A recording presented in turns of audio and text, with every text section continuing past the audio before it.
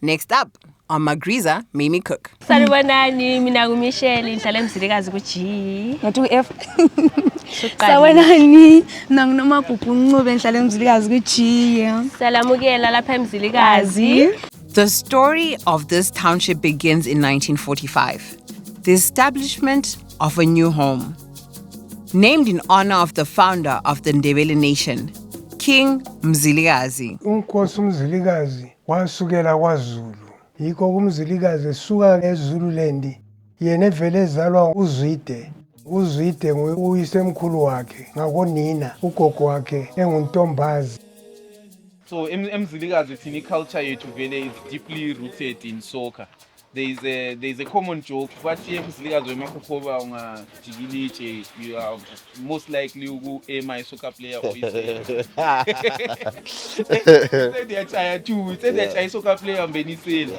Elokishini leMzilikazi ngifike khona ngo-1949 ngizefunda eLobhengula School.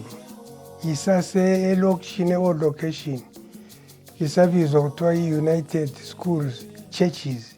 Mzilikazi ihlukaniswa ngama-letters, so it's A up to Z, but asila I, not W. So it's A to Z, and then we have townships that surround Mzilikazi. We consider them part of Mzilikazi. iTongrupu, iMakhokoba, iBaba Fields, eMboyentsha. Abantwana bethu.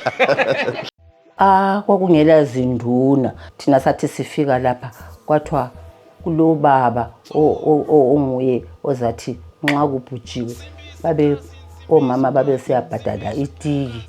Ngubani chayise ko grade 5 kulapho emanweni ngifike omunye 5 izikali selile 2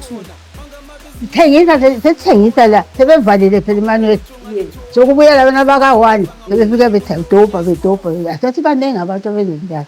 Yikho ngalindlela kufanele uMzilikazi likwazi ukuthi wayengubani. Yona iMzilikazi location kwakungafanelanga ukuthi kuthiwa iMzilikazi location yikuyeyisa lokho. Kufanele ibizwe kuthiwa iKing Mzilikazi location. Don't forget to subscribe to our channel.